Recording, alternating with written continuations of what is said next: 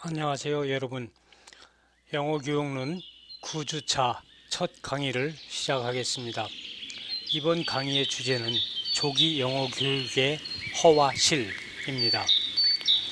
이미 비슷한 주제로 몇 주째 강의를 해오고 있지만 이번 강의에서는 특히 일반 시민이 아니라 학술 연구자들마저도 조기 영어 교육에 대해서 시민들을 잘못 부추기고 있는 점에 대해서 살펴보고 그런 것을 통해서 우리 사회에 정말 뿌리 깊게 자리 잡고 있는 이 조기 영어 교육의 병폐에 대해서 다시 한번 알아보는 시간을 갖도록 하겠습니다.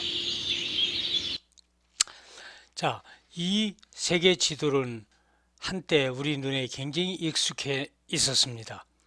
선문대학에서 각 대학으로 각 나라로 3+1을 보내는 그러한 화면으로 사용되었던 것입니다.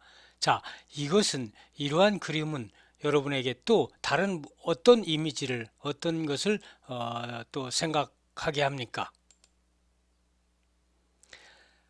바로 세계화, 글로벌라이제이션, 그리고 그에 따른 영어의 확장, 세계화가 진전되고 글로벌라이제이션이 진전되면서 세계의 언어가 영어로 공통 언어가 되고 있는 그러한 상황이 시작된 지가 꽤 오래되었습니다. 그리고 국가의 경쟁력은 바로 국민의 영어 실력에 있다라는 잘못된 방식으로 교육이 진행되었습니다. 물론 영어 능력이 우리 국가 경쟁력에 도움을 주는 건 사실이지만 그러한 영어 교육을 위한 투자가 다른 모든 투자보다 앞서고 독점적으로 이루어짐으로써 오히려 다른 국가 경쟁력을 좀먹고 또 저하시키는 그러한 폐단이 있었던 점을 우리는 살펴보아야 될 것입니다.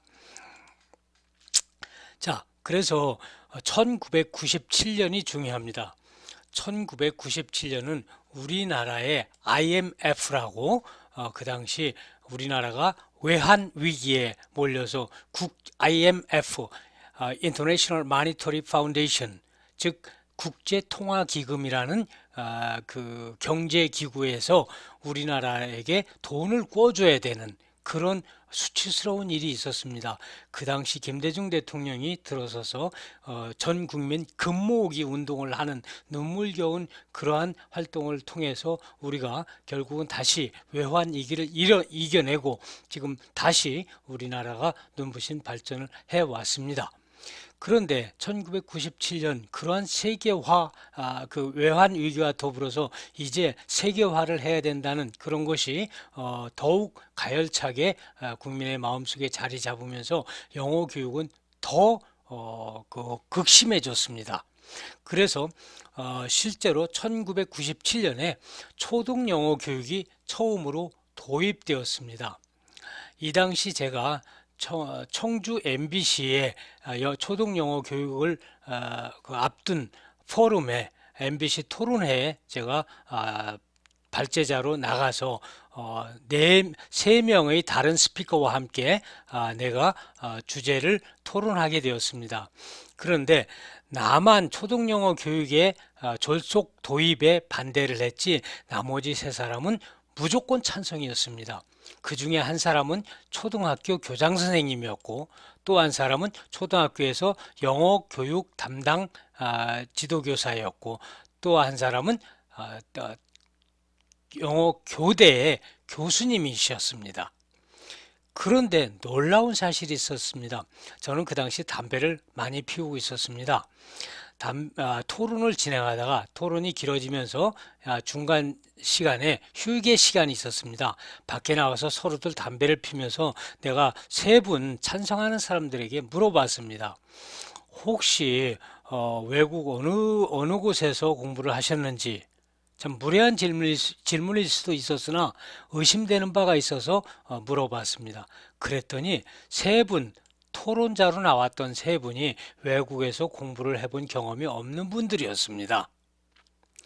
다시 말해서 국내에서 기본적으로 자신들이 영어 교육을 또는 영어를 잘 하지 못하면서 자신들의 한풀이를 학생들을 통해서 풀어보려는 그러한 전형적인 소위 보수적인 사람들의 시각이었습니다. 그럼에도 불구하고 그 정책적인 그 당시 흐름은 막을 수가 없어서 결국 초등 영어 교육이 도입되었죠.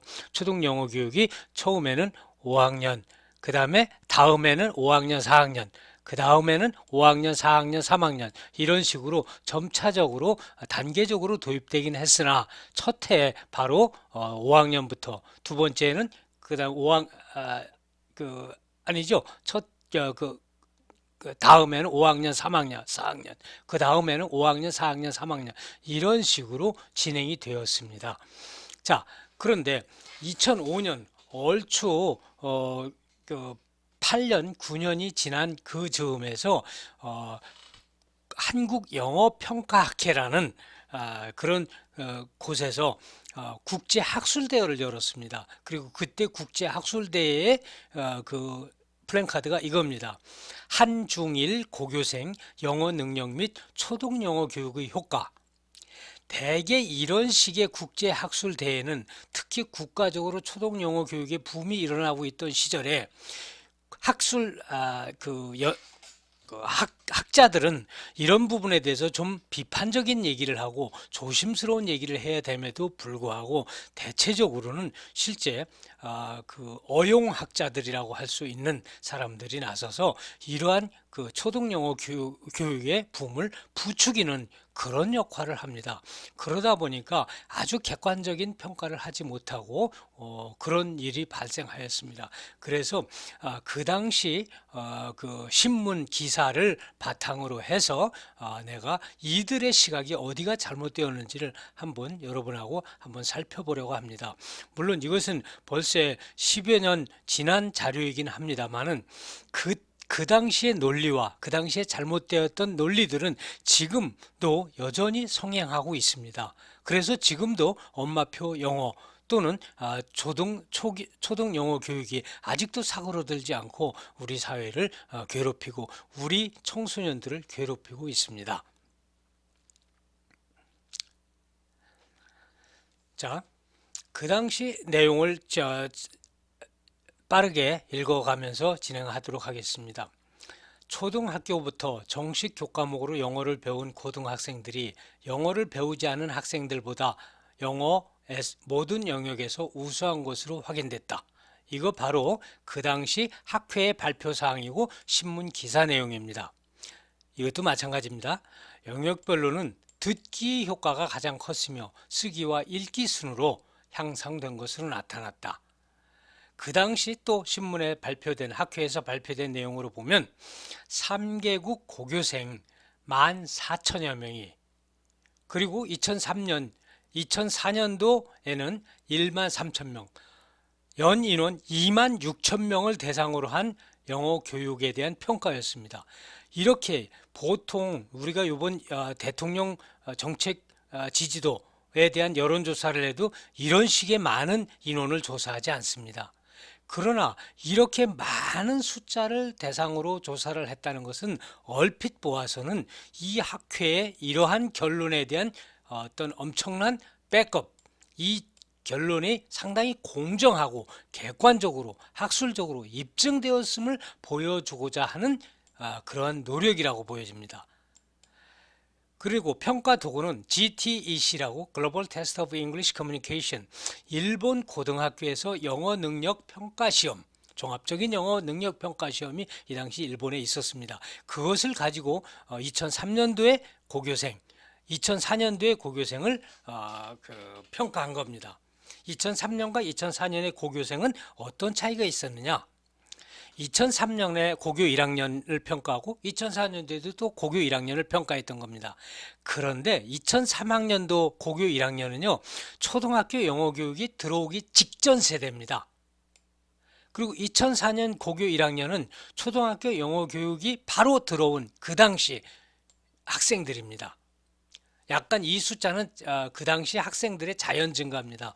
지금은 우리나라에 인구 절벽이 벌써 찾아와서 지금 학생들이 줄어들어가면서 엄청난 사회적인 문제가 되고 있지만은 이 당시만 해도 학생들이 약간은 자연 증가를 하고 있었습니다.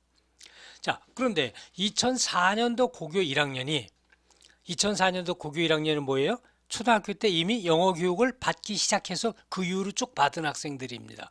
그 다음에 2003학년 고교 1학년은 아깝게도 그 이전에 영어 교육을 받지 못했던 학생. 그러니까 1년 차이로 쭉 영어 교육을 못 받아오다가 중학교 때부터 공부를 시작한 학생들입니다.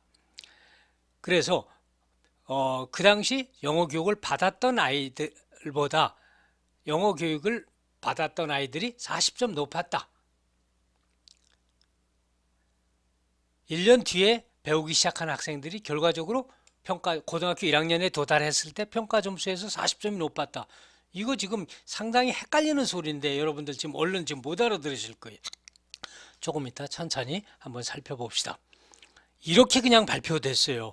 그러니까 많은 사람들은 어떻게 해야 합니까? 초등영어 교육을 받은 사람들이 점수가 높아졌다는 결론을 내리기 쉽지 않습니까?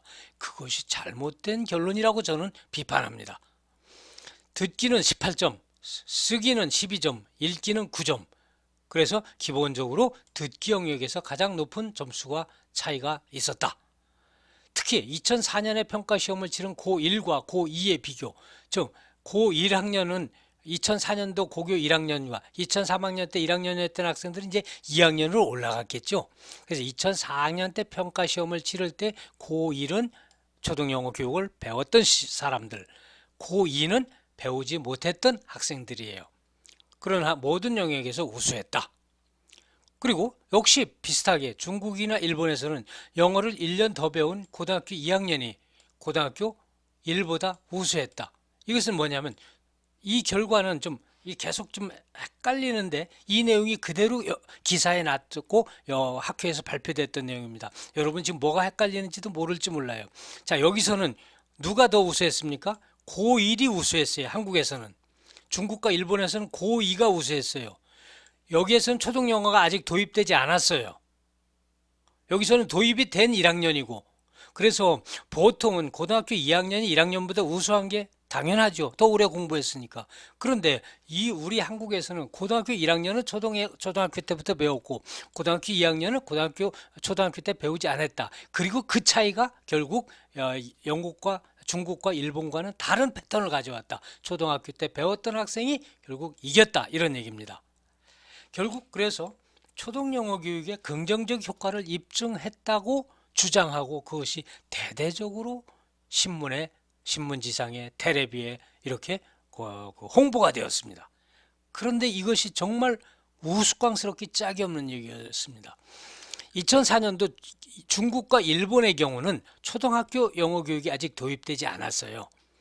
그런데 고등학교 2학년은 중학교 때부터 공부를 했으니까 총 4년을 공부한 거죠. 고등학교 1학년은 3년을 공부해요. 그리고 4년 공부한 아이들이 3년 공부한 아이들보다 더 잘하는 건 당연한 거예요. 그런데 앞에 우리 한국의 경우는 2004년 기준으로 한국 학생들과 고1과 2를 따지면 고1은 영어 교육을 7년 받아왔고요. 고2는 4년 받아왔어요. 왜냐하면 고2는 중학교 때부터 중학교 1, 2, 3, 고등학교 1 이렇게 공부하고 시험을 본 거예요. 고1은 초등학교 3, 4, 5, 중 1, 2, 3, 고등학교 1 이런 식으로 7년을 공부한 거예요. 그래서 다시 보자면 이런 차이가 있는 거예요. 97년도에 3학년도 아까 내가 거꾸로 얘기했네요. 5학년도부터 도입된 게 아니라 3학년도부터 도입이 되었어요. 그러니까 첫해 3학년 때 도입했으니까 그 당시는 3학년만 배웠어요. 그 아이들이 학년 올라갔을 때도 또 배우고 5학년 올라갔을 때도 배우고 6학년 올라갔을 때도 배운 거예요. 그 다음에 중 1, 2, 3, 고1 했으니까 고1을 배웠을 당시에 이미 이 학생들은 7년을 영어 공부를 하고 올라온 거예요. 그런데 여기서는요. 3, 4, 5, 6 이걸 배우지 않았어요. 고 2학년들은. 그래서 실제로 초등학교 때부터 공부했기 때문에 영어를 잘하는 것이라고 포장할 게 아니라 영어에 노출된 시간이 길었기 때문에 영어를 다 잘하는 거예요. 단순히 고등학교 2학년과 1학년은 1년 차이지만 실제로 영어에 노출된 기간은 그보다 더 큰 차이가 있는 거예요. 그래서 실제로 이 학생들은 초등 영어 교육의 차이가 아니라 그냥 단순히 얘기하자면 영어를 더 많이 공부한 사람이 더 영어를 잘한다. 당연한 거죠. 영어를 공부한 시간에 비례해서 성적이 나온 거니까 단순히 초등학교 때 도입했다는 것으로 포장하는 것은 잘못된 진단입니다. 그럼에도 불구하고 학회에서 학자들이 국제적인 학술대회에서 모여서 그렇게 결론을 내리고 또 그걸 신문이라 포장했던 일입니다. 정말 이 당시 내가 아주 웃지 못할 슬픈 상황이 있었습니다. 그 당시 이 회의에 덧붙여서 조그만 국제학술대회가 또 이 청주 지역의 대학에서 있었습니다.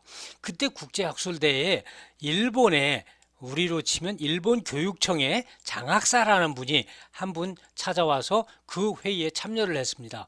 마침 제 옆자리에 앉았어요. 그래서 대화를 나누다 보니까 어떻게 우리 이런 소도시에서 하고 있는 학술대회에 찾아왔느냐 그랬더니 일본 장학사가 대답한 것이 저를 부끄럽게 했습니다. 우리는 벌써 10여 년째 초등영어 교육을 논의하고 있다.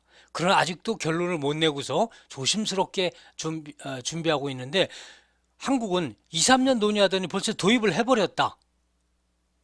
그래서 나는 놀라서 어떻게 된 건가 하고 상황을 알아보러 왔다. 이런 얘기를 합니다. 그걸 보고 부끄러웠어요.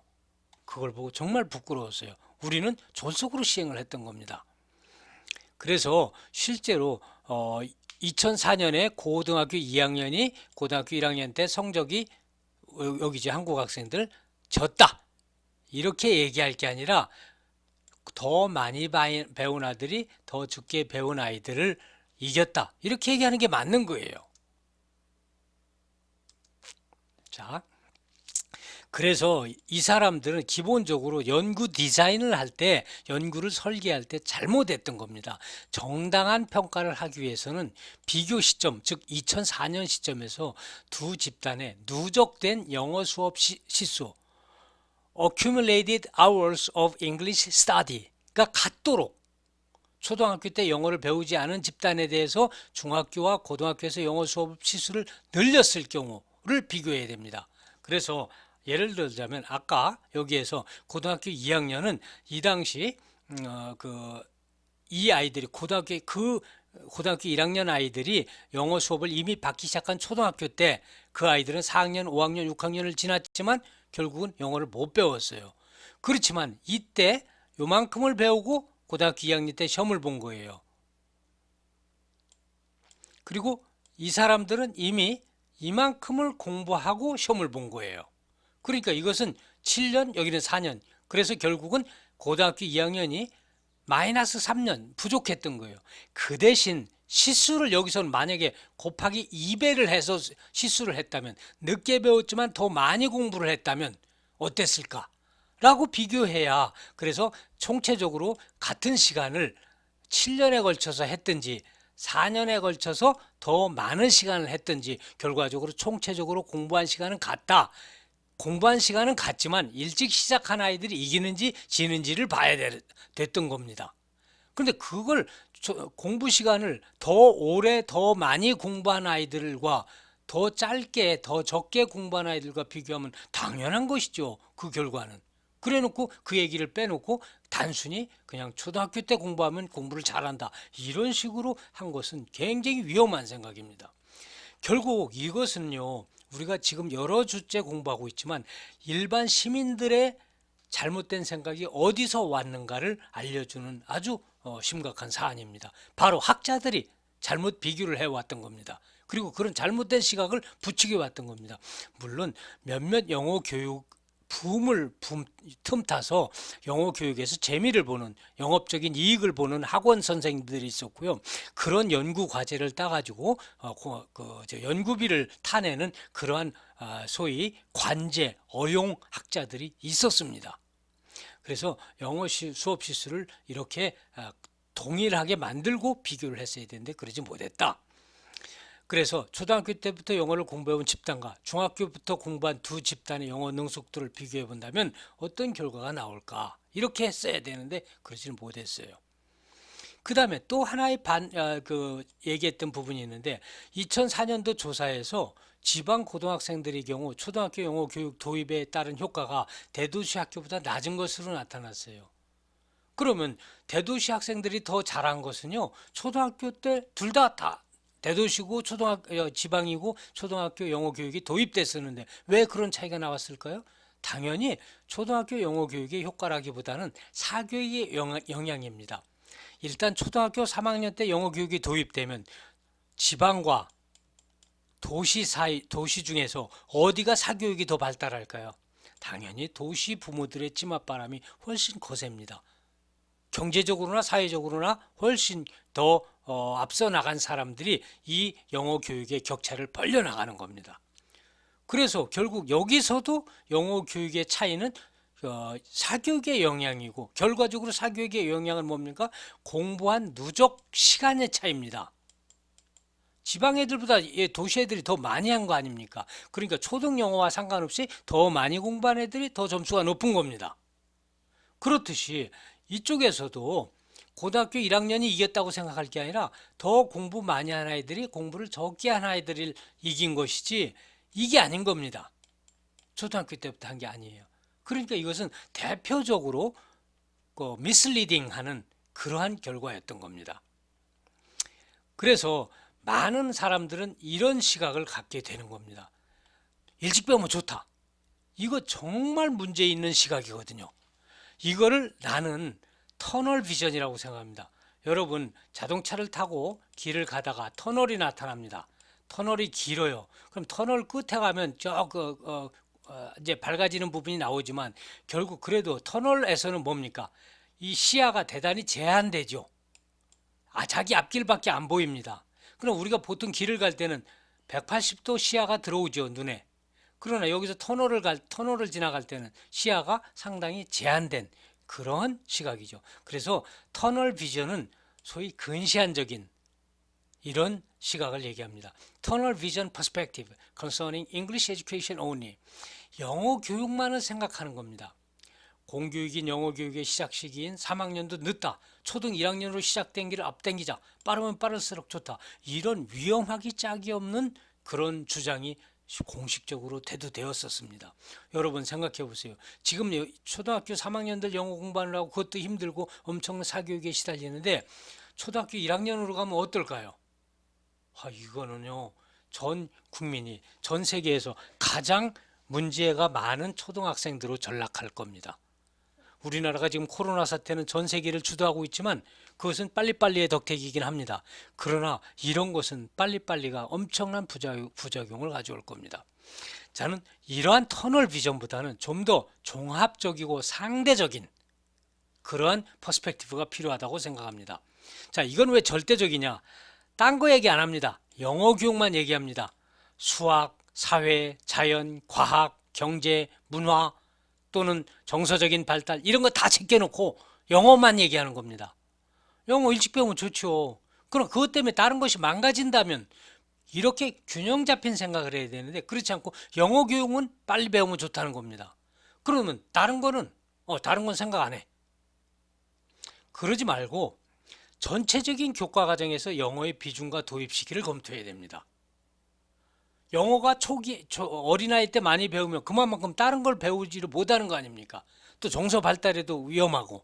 그래서 정서적으로 놀아야 될 시기에 학원을 다녀야 되고 또 다른 국어 공부로 동화책을 많이 읽어야 될 시기에 영어 배운답시고 그저 영어 그 문장 구조에만 매이지 실제적으로 많은 리딩을 하지 못하는 그런 부작용이 나타납니다. 그래서요, 실제로 좀 서구 학계에서는 언제 시작하느냐, 도입 시기보다는요, 얼마나 집중적으로, 그리고 효율적으로 공부하느냐가 더 중요하다. 단순히 일찍 배우는 게 중요한 게 아니라 인텐시브하게 짧게라도 강하게 공부하는 게 또 효과적으로 공부하는 게 중요하다고 하는 반론이 제기되는 겁니다. 그리고 또 하나, 모든 학생에게 똑같은 영어 목표를 잡지 말자. 영어가 꼭 필요한 진로를 가질 학생이 있고 그렇지 않은 학생이 있는데 왜 그렇게 어린 시기부터 모든 학생에게 영어를 그렇게 강요하느냐. 그래서 필요 이상으로 너무 많이 영어를 공부한다는 그런 생각도 대두되고 있는 겁니다. 자, 여기까지가 아까 그 학회에서 발표된 내용의 문제점이었습니다. 그리고 그런 문제점을 받아서 이제 언론들이 또 잘못된 생각을 부추깁니다. 잘못된 진단과 잘못된 홍보와 잘못된 생각들이 마구잡이로 지금 마치 코로나 바이러스처럼 번져나가는 겁니다. 마치 요즘에 검찰이나 엉뚱한 사람들이 엉뚱한 얘기를 하는 가짜 뉴스가 또 잘못된 유튜버들에 인해서 가짜 뉴스가 무지막지하게 번져나가는 현상과 같습니다. 자, 이건 그 당시 2006년도에 한국일보에서 기획 시리즈로 한국인은 왜 영어를 잘 못하는가 이러한 내용으로 시리즈로 냈던 기사입니다. 이것도 내가 역시 그 당시 기사임에도 불구하고 지금도 여전히 이런 생각들이 많기 때문에 이런 얘기를 지금 아직도 쓰고 있습니다. 자, 편집자가 쓴 기획 기사의 기획 취지입니다. 학교에서 10년간 영어를 배워도 외국인과 간단한 의사소통도 하지 못하는 사람이 많다. 한국의 토플 응시 인원은 세계 최대지만 평균 점수는 93위에 그치고 있다. 이처럼 낮은 영어 실력은 한국 경쟁력의 발목을 잡고 있다는 게 전문가들의 얘기다. 나는 요 다음 페이지에서 이 사람 말에 하나하나를 반박하겠습니다. 한국인은 영어를 잘 못하는가? 잘합니다. 잘 못하지 않습니다. 그럼 잘한다는 건 무슨 기준이냐면 기준에 따라서 다릅니다. 나는 이 사람과 다른 기준을 제시하겠습니다. 그 다음에 학교에서 10년간 영어를 배웠는데 의사소통을 못한다. 이것도 질문과 대답이 서로 다른 겁니다. 여러분 이 질문이 어디가 잘못됐는지 한번 생각해 보세요. 이미 내가 언젠가 한번 소개한 적이 있습니다. 기억하는 사람도 있을지 모르겠어요. 10년간 영어를 배워도 간단한 의사소통을 하지 못하는 사람도 있다. 이거는요 잘못된 질문과 잘못된 진단입니다. 자, 그 다음에 한국 토플 응시 인원은 최대지만 영어 실력은 별로다. 이 사람은 글을 잘못 쓰고 있습니다. 한국일보 편집자는요 이렇게 쓰면 안 돼요. 최대이기 때문에 93위에 그치는 겁니다. 왜 그럴까요? 조금 이따 살펴보겠습니다. 이렇게 낮은 영어 실력? 아니에요. 우리나라 영어 실력 그렇게 나쁘지 않아요. 그리고 한국 국가 경쟁력에 발목을 잡고 있다? 무슨 소리예요? 우리나라 지금 잘 나가고 있어요. 우리나라의 영어 실력은 10년 전이나 지금이나 뭐 그다지 다르지 않다고 생각합니다. 그럼에도 불구하고 우리나라는 잘 나가고 있잖아요. 그러니까 영어 실력이 도움이 되고 있는 건 사실이지만 영어 실력 때문에 우리나라가 갈 거 못 가고 그러고는 있지는 않아요. 그러니까 내가 볼 때는 이 짧은 문장에 이게 문장으로는 2문장밖에 안 됩니다. 그러나 이 안에 논지는 여러 개입니다. 자, 하나, 잘못한다. 그 다음에 두 번째, 10년간 배워도 못한다. 2개. 그 다음에 토플, 엄청 공부하지만 실력 나쁘다. 3개. 그 다음에 우리나라의 경쟁력을 발목 잡고 있다. 4개. 다 틀렸습니다. 여러분 어디가 틀렸는지 왜 틀렸는지 알겠습니까? 내가 여러 번 얘기했습니다. 선무당이 사람 잡는다고. 이런 선무당들이 사람을 잡고 나라를 망치는 겁니다. 그리고 많은 어머니들을 부추겨서 우리나라의 어린 아이들을 사실 병들게 하고 있는 겁니다. 그래서 이 한국일보에서 한국인의 영어 능력, 공교육 현장, 원어민과 내국인 교사, 사교육과 해외 유학, 토종 영어 능력 시험 이런 식으로 5회에 걸쳐서 기획 시리즈를 냈습니다.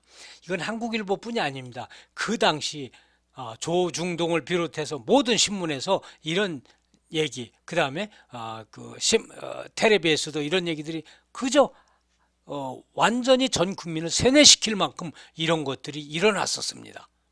그 영향이 지금까지도 있어서 영어 교육은 아무 문제가 없다고 나는 생각을 하는데 실제로 엄청나게 우리 영어 공교육을 질타하고 영어 공교육을 비판하고 그래서 온갖 여러 얘기들이 나옵니다.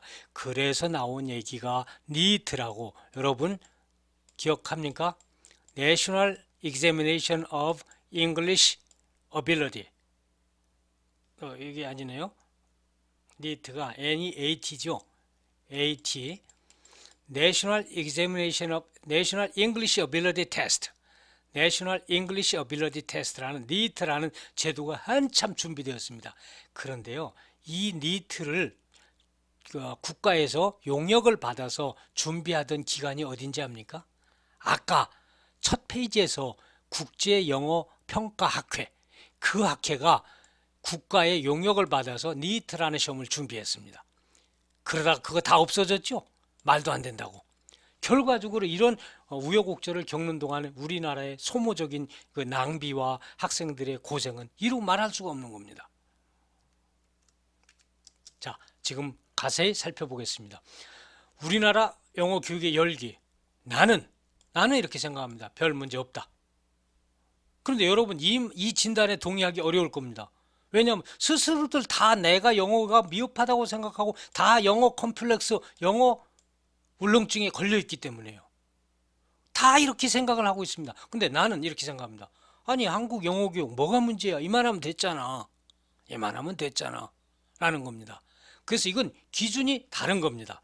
자, 월급이 한 달에 500만 원인 사람이 월급이 1억인 사람, 한 달 월급 1억인 사람들이 있습니다. 자, 한 달 월급이 500만 원 사람, 자기들끼리만 살아갔으면 꽤 괜찮게 살아갔을 사람이 옆집에 1억짜리가 이사 오면 마음이 불편해집니다. 이건 자기 소신이 없기 때문에 그렇습니다. 1억짜리가 나름 열심히 일해서 번 사람을 칭찬하고 또 좀 부러워하는 것 정도는 맞지만 자기 삶을 스스로 자학할 필요는 없습니다. 500만 원 갖고도 잘 살아갈 수 있습니다. 자기 만족이 중요한데 그렇지 못하고 늘 남과 비교를 하면서 자기를 자학하기 시작하면 안 되는데, 바로 그게 우리가 잘못했던 겁니다. 우리 괜찮게 영어 하는 거 있습니다. 우리가 보통 한중일 얘기할 때 누가 영어를 잘한다고 합니까? 한중일. 왜 그런지 명확한 근거도 없이 중국 사람이 제일 잘하고 한국 사람, 그 다음에 일본 1, 2, 3으로 일본 사람들은, 우리가 한국 사람들은 유난히 일본 사람들을 깔보는 그런 경향이 있는데 실제 능력과는 상관없이 이렇게 된다고 생각합니다. 자, 그러면 우리나라가 세계 나름 1등 국민으로 평가받고 있는, 요즘 코로나 사태 때문에 완전히 체면국이고 있지만 일본을 이기고 있지 않습니까? 그러면 됐지. 우리가 뭔 문제입니까? 그러면 일본이 과연 영어를 못해서 세계적인 경쟁력이 없습니까? 뭔가 문제가 잘못되지 않습니까? 그래서요, 사실은 어디가 잘못되었나 살펴보도록 합시다. 자, 여기서부터 바로 시리즈 1 한국일보 얘기입니다. 한국일보의 진단입니다. 영어 10년 해도 햄버거 못 사 먹는다. 자, 요걸 증거를 뭐를 대는지, 내가 마치 법정에서처럼 이 사람들이 내빈 증거를 하나하나 탄핵하겠습니다. 탄핵이라는 건 법정 용어입니다. 이 사람이 가져온 증거가 증거 능력이 없다, 잘못된 증거라는 것을 얘기하는 것을 법정 용어로 탄핵이라고 합니다. 영어 공부 10년 해도 햄버거 못 사 먹는 거, 이건 나는 영어 공부하고는 아무 상관없다고 판단합니다. 그 다음에 또 언어 구조 차이 공교육 효율성이다? 아니다. 이거랑 상관없다. 한국 사람도 이거 언어 구조 상관없이 잘하는 사람이 있고 공교육에 상관없이 잘하는 사람이 있다. 자, 보겠습니다. 이 사람들이 증거로 내세운 게 뭔가 얼토당토하는 얘기입니다. 자, 여러분 눈으로 한번 읽어보세요.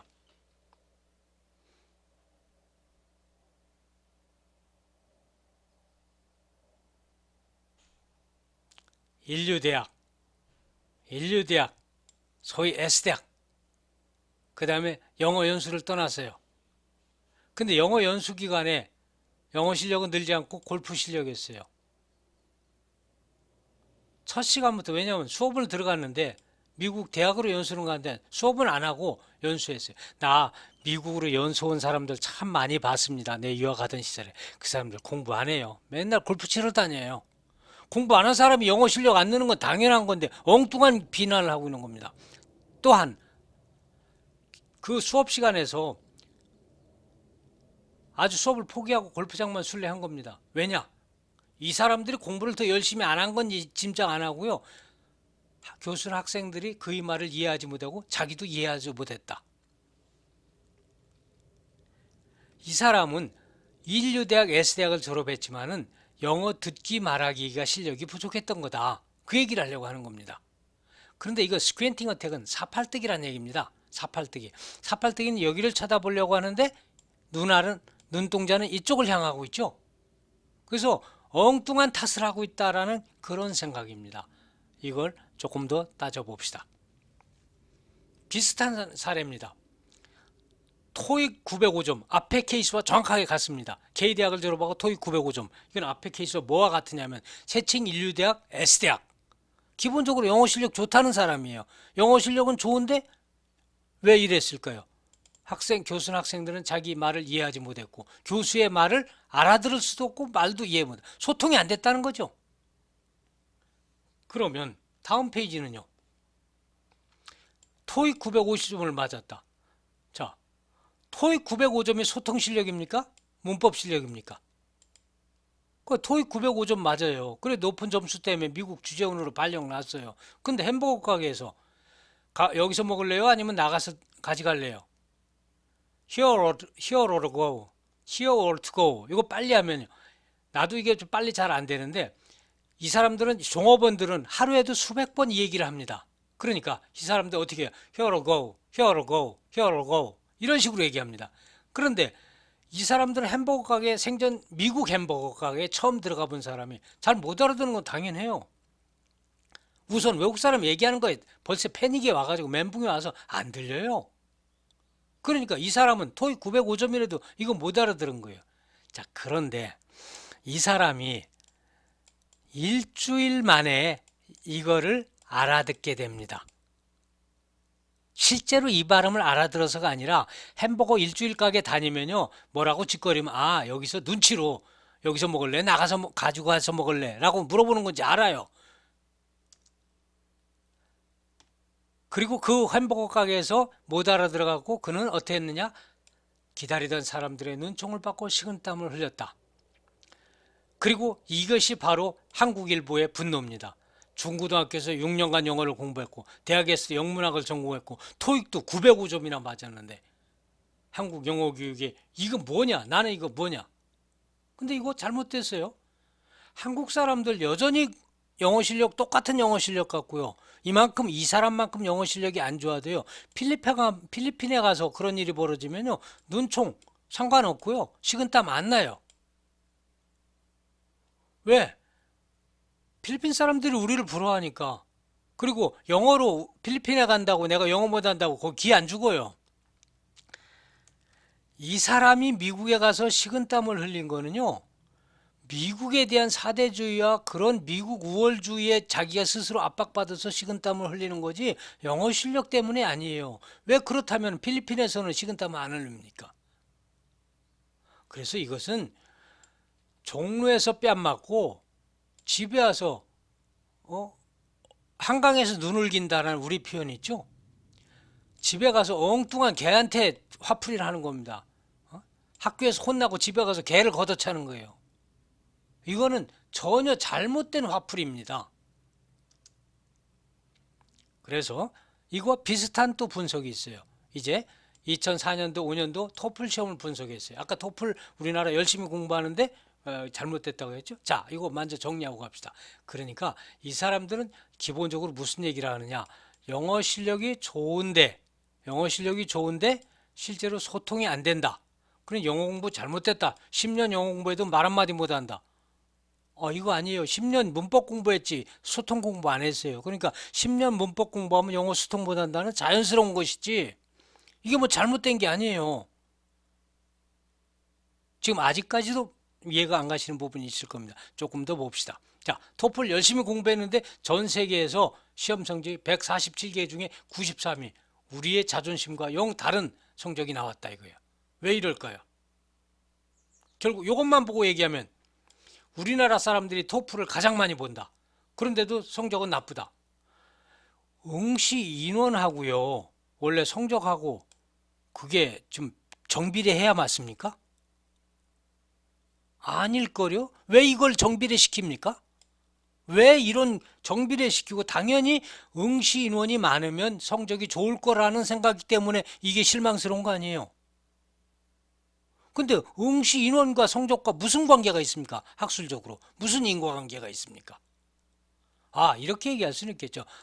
이 우리나라의 영어 열기, 그렇죠? 그런 점이 있는 겁니다. 영어 열기가 이렇게 높은데도, 영어를 이렇게 많이 공부하는데도 왜 성적이 안 좋으냐?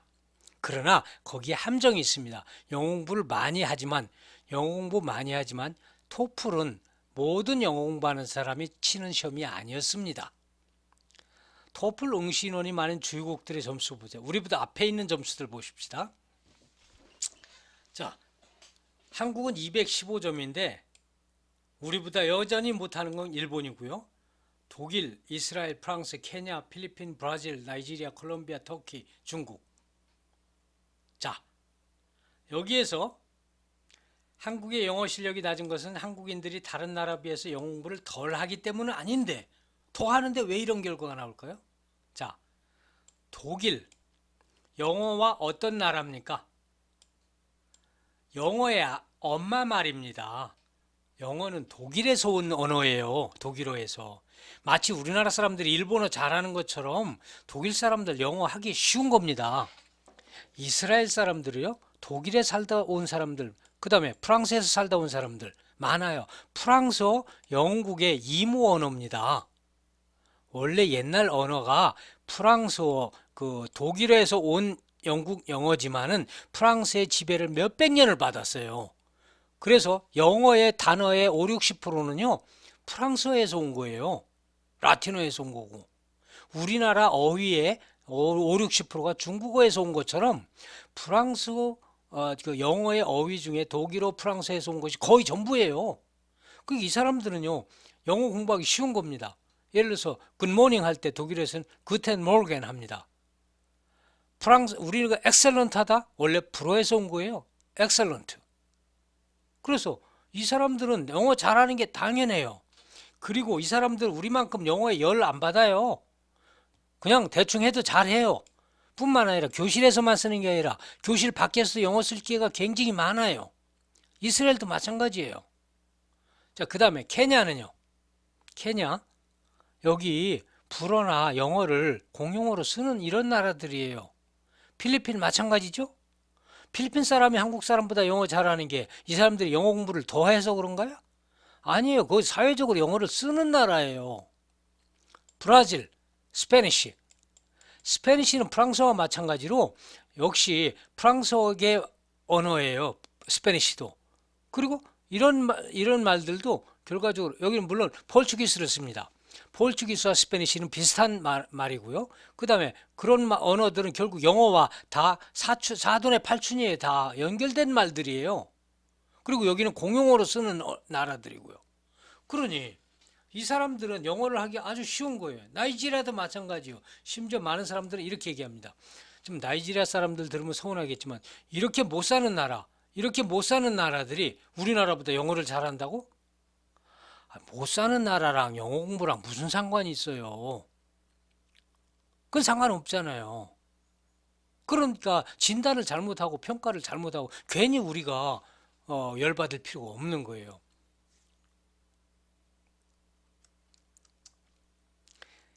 이처럼 자, 이게 바로 한국일보 얘기입니다. 이건 내 얘기입니다. 잘못 써야 된 겁니다. 자, 한국일보 이렇게 썼어요.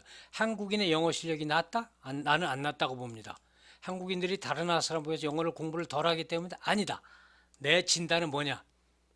토플 시험을 보는 패턴에서 문제가 나오는 겁니다. 자, 이 나라 사람들이죠. 필요한 사람만 영어 토플 봐요. 중국 엄청난 10억이 넘는 인구 중에서 몇 사람이 토플을 볼까요? 거기 뽑힌 엘리트들만 봐요. 우리나라는요, 소위 속된 말로 개나 소나 봅니다. 심지어 초등학생들도 봐요.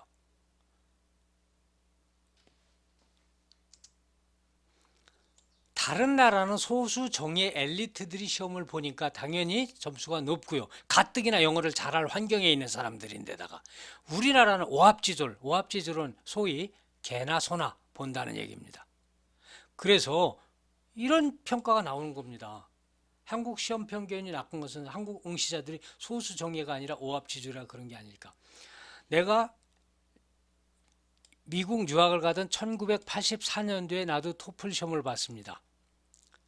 그 당시 뭐 성적이 나쁘지 않았어요. 그 당시는 온라인 시험이 아니라 PBT였습니다. 페이퍼 베이스드 토플이었습니다. PBT에서 상당한 점수를 받아서 미국 대학에 장학금을 받고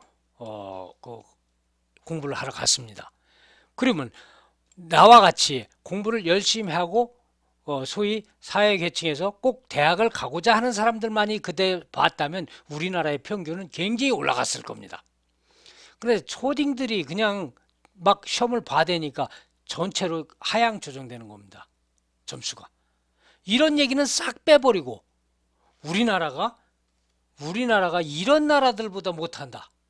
이런 나라보다 못하다는 거 얘기 별로 안 합니다. 그러나 꼭 사람 창피하게 이런 나라들에 비해서 우리보다 못 사는 나라에 비해서 영어 실력이 낮다는 얘기를 은근히 부추기는 겁니다.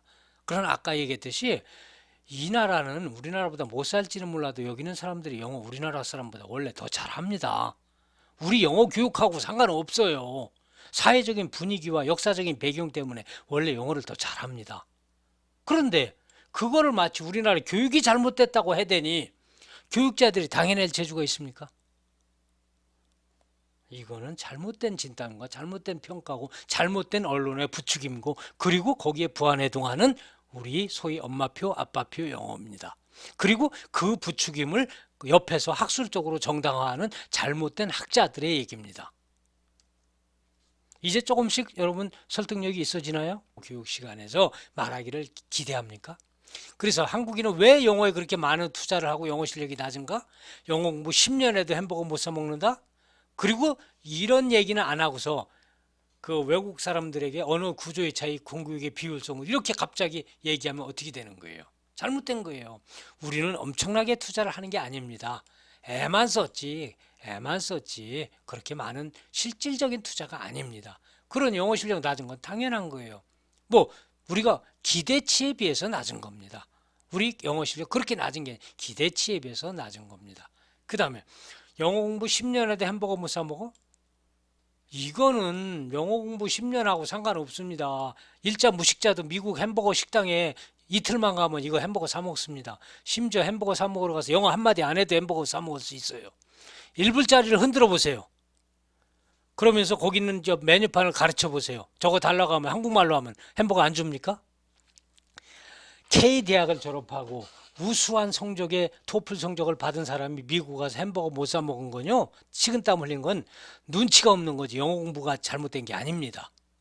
그 눈치가 없는 것을 왜 사람에게 우리나라 영어 공교육을 탓을 합니까? 그 언어 구조 차이요? 언어 구조 차이 아니에요. 여러분 내가 하는 걸 영어로 얘기해 보세요. 나는 사랑한다. 나는 너를 사랑한다. 사랑해. 여러분 머릿속에서 직독직해 되잖아요. I love you. 그게 무슨 언어 구조 차이입니까? 아니에요. 그런 거 아니에요. 그게 가장 드러난 차이죠. 드러난 차이가 드러난 어려움은 아닙니다. 차이가 어려움은 아니에요. 다른 것이 곧 어려움은 아니에요. 다른 것은 자 지금 트럼프가 얘기했습니다. 2차 세계대전보다 지금 코로나 바이러스가 더 많은 사람을 죽이고 있다. 이거요. 잘못된 비교입니다. 2차 세계대전은 비행기가 보이고 탱크가 보이지만 지금은 보이지 않는 것과의 싸움이에요. 질적으로 다른 싸움이에요. 그래서 2차 대전 때 1차 대전 때 일본이 진주만 미국을 공습했지만 그것은요 단 한 차례 공격이었어요. 하와이에만. 미국 본토는 공격받아 본 적이 없어요. 9.11 사태? 9.11 사태 그 비행기 몇 대 갖고 한 번 하루에 몇 시간에 일어나는 거예요. 지금 몇 달에 걸쳐서 미국 전역을 하는 것과는 전혀 다른 양상의 싸움입니다. 그러니 이걸 직접 비교하는 것은 트럼프의 무식함입니다. 자 여기서 그래서 우리는 이런 말에 현혹되면 안 돼요. 우리 영어에 그렇게 많은 투자를 했다. 아니야. 헛투자. 잘 알지도 못하면서 엉터리 투자를 했다. 그러니 우리가 주식에서 많은 돈을 못 버는 건 당연한 거다. 그러나 사실 그 정도 벌면 됐다. 이렇게 생각을 해야 되는데 엉뚱한 진단과 엉뚱한 비교. 그래서 그리고 탓을 어디다 하냐면 언어 구조 탓을 하고 공교육의 비효율성을 얘기합니다. 공교육의 비효율성은 730시간 1년 내내 공부해도 어린아이의 하루치에 불과한 그걸 가지고 우리 공교육을 탓하면 도대체 어떻게 됩니까? 공교육이 무슨 뭐 마법사입니까? 하루에 영어를 어떻게 해요? 미국 아이들이 그렇게 엄청난 시간을 완전히 좋은 환경에서 공부하는데. 그리고요, 영어 실력 낮지 않아요. 우리가 원어민과 같아지려고 하니까 문제지. 우리 읽고 듣는데 별 문제 없어요. 지금 많은 학생들이 읽고 듣는데. 자, 그런데, 자, 읽고, 듣고, 말하고, 쓰고 가운데, 이건 영어를 productive, 영어를 발화하는 겁니다. 읽고, 듣는 것은 영어를 알아듣는 겁니다. 자, 우리 많은 학생들 알아듣는 거 위주로 공부했어요. 리딩과 리스닝 공부했죠. 그리고 우리는 학생들 많은 부분 리딩과 리스닝에 상당 성과를 내고 있죠. 공교육은 상당히 성과를 내고 있는 겁니다. 이거 말하기 얼마나 공부했어요? 라이팅 얼마나 공부했어요? 공부 안 했잖아. 그런데 왜 10년 동안 이거 공부했는데 이거 하기를 바라느냐고요. 우리 10년 동안 이거 공부했어요. 이거는 어쩌다 가뭄에 콩나듯이 공부했어요. 그러니까 잘 안 된. 우리는 리딩과 리스닝 위주로 공부했고 우리 한국 학생들은 상당한 정도의 리딩과 리스닝 실력이 있다. 오케이. 그러면 된 거예요. 그리고 여러분들 아버님들 지금 회사에 다니고 사회생활 하시죠. 아버님들 1년에 영어 몇 차례나 얘기합니까? 영어 얼마나 씁니까? 안 쓰잖아. 쓸데없는 걸 왜 그렇게 하냐고. 영어 읽고 듣는 것은 어느 정도 필요하다고 쳐요. 그리고 많이 사용하고. 근데 영어를 직접 말할 기회 거의 없고 영어로 쓸 기회 거의 없는 거를 우리가 공교육에서 쓰지도 않을 걸 배워야 되냐고요. 어쩌다 만날 외국인을 위해서? 아, 그거 아니에요. 그러면 외국과 세계적인 경쟁력, 세계적인 경쟁력은 모든 국민이 영어해야 경쟁력이 있습니다. 그러면 미국은 모든 사람이 영어 하니까 경쟁력이 있습니까? 미국은 모든 사람들이 영어를 잘하니까 코로나 바이러스 잘 대처하고 있습니까? 아니잖아. 그거랑 코로나 방역 대책하고는 아무 상관없잖아. 그러니까 우리는 잘못된 진단과 잘못된 처방을 하는 겁니다. 그래서 우리 전문가들은 많은 문제점을 제기하고 있어요. 그러나 이게 헛전문가, 헛똑똑이들이에요. 중등 영어 교육, 주입식 문법 교육 위주로 이루어지는 것과 그 다음에 교사들이 영어를 못한다. 영어를 못하는 게 아니에요. 영어 회화를 못하는 거예요. 나도 그렇습니다. 나도 미국 어린아이들에 비해서 영어 회화 못합니다. 그러나 그렇지 않아요. 내가 만약에 아인슈타인의 상대성 이론을 영어로 듣는다면 미국 어린아이들보다 내가 더 잘 알아듣습니다. 왜 그럴까요? 나는 미국 아이들만큼 영어 회화는 못하지만 내가 상대적인 지식이 더 많아서 그래요. 그러니까 영어를 잘한다고 못한다는 것이 상황에 따라서 다른 기준과 판단을 하는 겁니다. 나는 미국 어린아이들과 생활영어로는 잘 못합니다. 그러나 일반 학술적인 영어에서는 내가 어린아이들보다 잘합니다. 그럼 나는 영어를 잘합니까? 못합니까? 함부로 얘기하면 안 돼요. 나는 생활 영어는 좀 부족하지만 학술 영어는 잘한다. 이렇게 평가를 해줘야 되는 겁니다. 무조건 그냥 나는 영어를 못한다. 이렇게 얘기하면 안 되는 거예요. 그리고 우리나라 사람들은 생활 영어 쪽보다는 그냥 읽고 쓰는 위주로, 읽고 듣는 위주로 공부를 했고 그것이 우리나라 사람들에게 가장 필요한 영어 지식이다. 여러분들 과연 얼마나 영어 스피킹을 할 기회가 있고 할 필요가 있고 영어 라이팅을 얼마나 할 필요가 있습니까? 별 필요 없잖아요. 현실적으로. 그래서 수능 영어에서 듣기와 말하기는 여전히 비중이 낮다. 그럴 수밖에 없어요. 그건 채점을 할 수가 없어요. 만약에 수학 능력고사에서 말하기 시험을 본다고 칩시다. 전국에 몇 사람이 채점을 해야 되겠습니까? 그리고 말하기를 한 사람이 10명 이상 채점을 한다고 칩시다. 그래도 50만이면 5만의 채점자가 필요합니다. 그 사람들 간의 공정성과 신뢰성과 객관성은 누가 담보합니까? 아침에 싸우고 나온 사람이 학생을 채점할 때 그 사람은 까칠하게 평가할 거고 기분 좋은 사람은 학생들을 기분 좋게 평가할 텐데 그걸 어떻게 당해냅니까? 그거는 말도 안 되는 일입니다. 그래서 결국은 수학 능력에서 듣기 말하기를 평가를 못하는 겁니다. 듣기요? 실제 듣기가 아닙니다. 듣기를 빙자한 사지선다형 문법 시험이죠. 이건 잘못된 진단이에요. 문법 교육 잘못된 거 아니에요. 문법 교육이 잘못된 게 아니라 좀 더 소통적인 공부를 해야 되고 실제 시험을 보지 말아야 되는 겁니다. 우리 지난 시간들에 이미 공부했죠. 자, 스웨덴, 핀란드 이런 쪽에서 시험을 보지 않기 때문에 오히려 아이들이 소통을 더 공부하게 된다. 그리고 진짜 소통에 재미를 붙이게 된다. 그것이 문제다. 우리는 여전히 문법 위주로 시험을 내는데 어떻게 합니까? 할 수 없이 외인법 위주로 공부를 해야지요.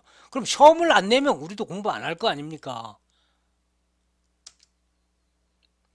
자, 자기들의 논리를 갖다 대기 위해서 엉뚱한 증거를 갖다 댑니다. 뭐냐면 이제 경쟁력 얘기를 하는 겁니다. 글로벌 경제 시대에 영어는 한국 경제에도 영향을 미친다. 한국이 아시아 비즈니스의 중심지가 된다는 목표를 달성하려면 한국인은 영어 향상은 필수적이다. 우리도 얘기하고 외국 투자가들도 지적합니다. 그래서 이런 얘기도 합니다. 한국 규제 환경이 불편해서 한국 시장에서 진입하려면 비용이 많이 든다. 자, 그런데요. 일본에는 이런 얘기를 안 합니다. 일본 시장에 진입할 때 비용이 많이 든다고? 비용이 들어도 불만을 얘기 안 해요. 왜냐하면 비용 대비 얻는 게 많으니까. 그러면 이것은 영어에 대한 얘기가 아니라 한국을 깔보는 얘기예요. 이거 옛날 얘기요. 한국이 이제 이렇게 깔보지 않습니다. 그리고 이런 불평도 아무도 안 합니다. 그게 옛날 얘기예요. 싱가포르요. 싱가포르는 영어를 쓰는 나라입니다. 공용어로. 그런 나라와 이거를 비교할 수 없습니다. 그럼 싱가포르는 우리나라와 어떤 상황이냐? 그 영어로 많이 영어권에서 많이 진출하죠. 그러나 싱가포르는 인구가 한 500만, 1000만이 안 되는 나라일 거예요. 500만 이게 도시국가입니다. 싱가포르는 모든 것이 통제가 가능한 나라입니다. 그리고 싱가포르에는 거주 이전의 자유가 없어요. 싱가포르 도시 내에 일정한 구역이 나눠져 있고요. 거기에 가장 주류 민족인 화교, 중국인 민족이 일정 부분을 차지해야 됩니다. 한쪽에 너무 외국인들이 모여 살면 안 되는, 타인종이 모여 살면 안 되는 그런 비민주적인 법안을 가지고 있어요. 그런 나라랑 비교할 수 없습니다. 그래서 실제로 USB는 확고한 글로벌 금융사라고 하면서 마치 이들이 얘기하는 것을 엄청난 신뢰를 두려고 합니다. 그러나 이것은 잘못된 너무 나간 그 인터프리테이션입니다. 너무 나간. 그래서 견강부회라는 말은 이치에 맞지도 않는 말을 억지로 끌어다가 자기의 주장을 뒷받침하려는 엉뚱한 얘기입니다. 비슷한 얘기를 이 사람들도 합니다. 이게 미국적인 시각이에요. 미국의 오만함. 미국 상공회의소는요. 결국 싱가포르, 홍콩, 도쿄 비교와 다른 도시에 비해서 서울 시민들의 영어 실력이 낮다는 것을 기업 환경 저해 요인으로 지적했다. 그러니 우리는 영어 해야 된다 이 얘기인데 무슨 소리예요. 도쿄보다 우리나라가 훨씬 영어 더 잘해요. 실제로 시민들을 만나보면 그렇습니다. 일본에서 온 학생들 잘 들어보세요. 일본에서 우리나라는 가게에 가서 무슨 상품을 사든지 거기에 영어가 쓰여 있어요. 심지어 화장실에 신는 슬리퍼를 사도요. 거기에 영어가 쓰여 있어요. 우리나라 집, 아파트 이름 거의 다 영어예요. 모든 제품이 영어로 설명서 써 있어요. 근데 도쿄 가보면요. 무슨 물건을 사도 이게 뭔지를 몰라요. 일본말만 써 있지 영어가 없어요. 자기네들 언어에 자긍심이 강합니다. 나는 그것은 일본 사람들을 칭찬합니다. 자기 나라 언어, 우리나라 사람들은 세종대왕 한글 창제하고 한글이 우수하다고 얘기만 했지 한국어를 깔봐요. 이거 잘못된 얘기입니다. 그래서 슬쩍 여기다 도쿄를 껴넣는데 아니 샹하이 우리나라보다 훨씬 다국적 환경입니다.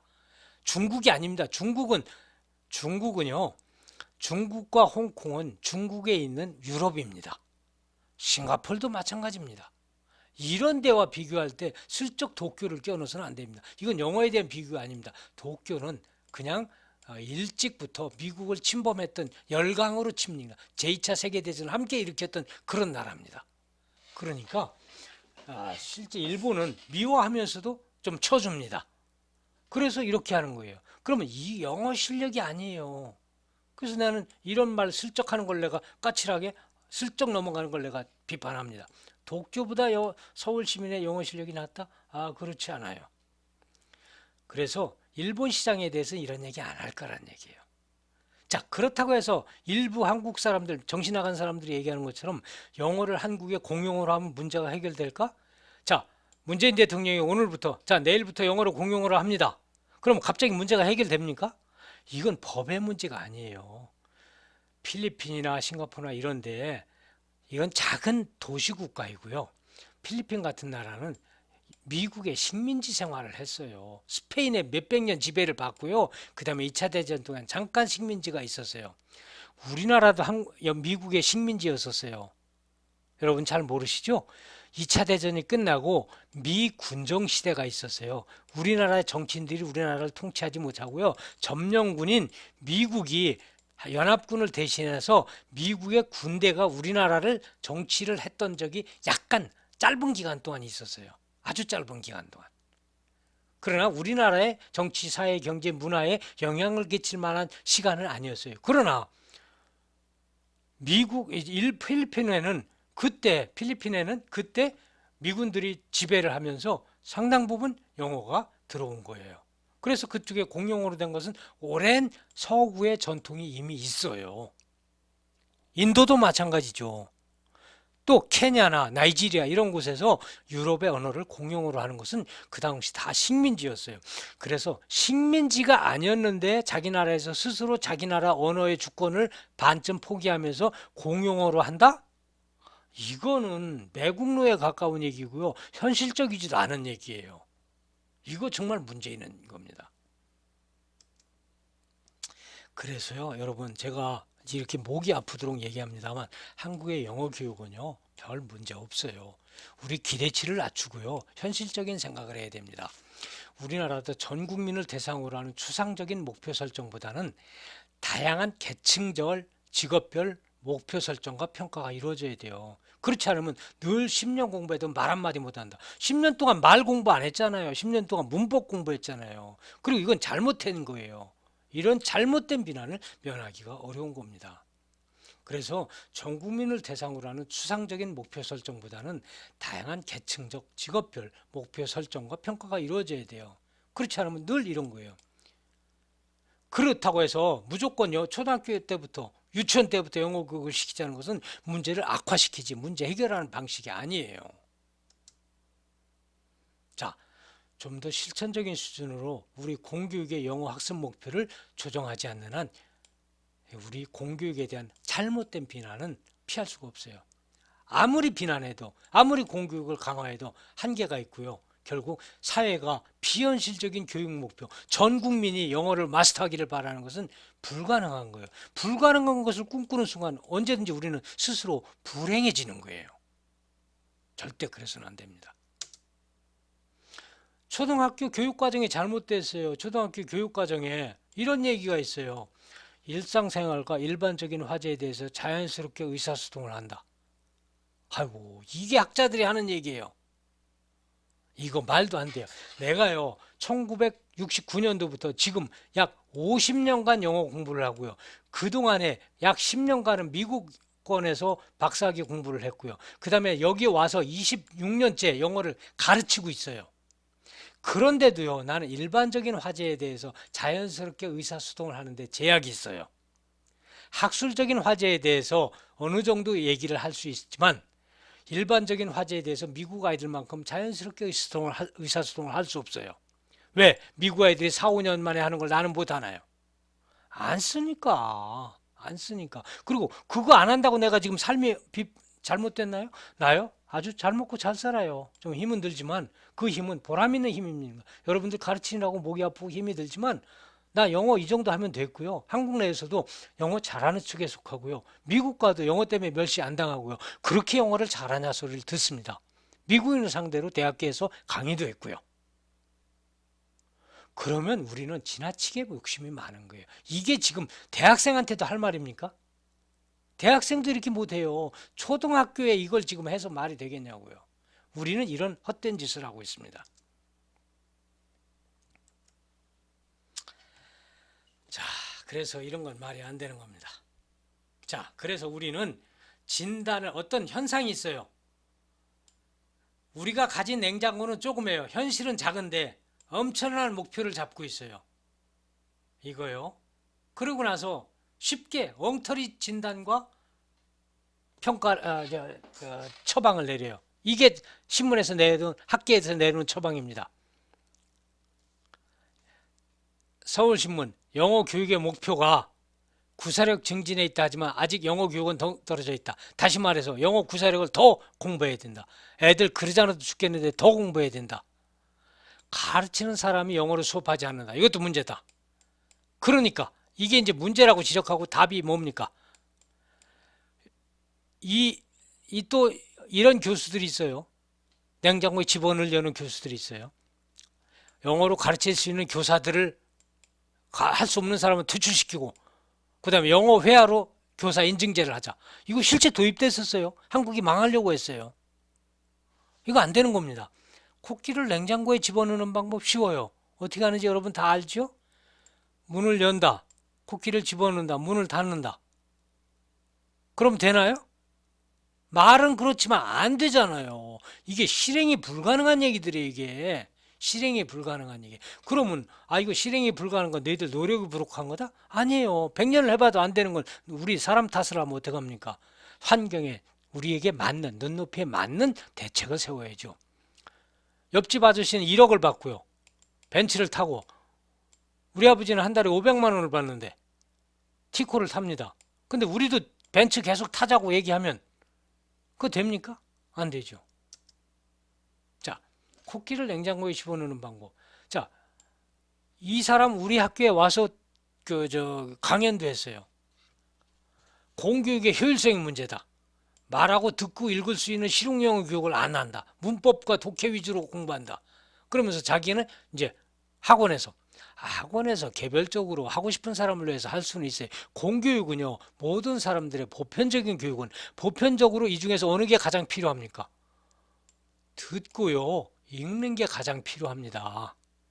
그러니까 공교육은 그렇게 하는 건데 마치 그게 잘못됐다고 얘기하면 도대체 어떻게 하란 말이에요. 이익훈 원장은 초등학교 3학년에서 6학년까지 4년간 배우는 영어 수업 시간은 모두 합쳐서 136시간. 이거 맞아요. 136시간. 초등학교 이거 정확하게 계산한 겁니다. 이때는 또 이건 깐깐하게 따져줍니다. 그래서 최소한 듣기만 해도 4,000시간인데 절대적인 수업 시간이 부족하다. 그러니 초등학교 영어 수업 시간은 최소한 현재 3배 이상은 늘려야 된다. 이익훈 원장이 이런 미친 인간이 이런 얘기를 합니다. 이익훈 학원 꽤 많이 알려졌던, 지금은 돌아가신 걸로 알고 있어요. 학원 원장은요, 이래야 장사가 됩니다. 그러나 초등학교 영어 수업 시간을 최소한 현재 3배 이상으로 늘리면 됩니까? 여기 이거 세봐봅시다. 자, 듣기 시간만 4,000시간인데 우리는 136시간밖에 안 한다. 그럼 몇 배를 더 해야 돼요? 10배를 하면 어떻게 되나요? 10배를 하면 1360시간. 10배다. 약 30배는 해야죠.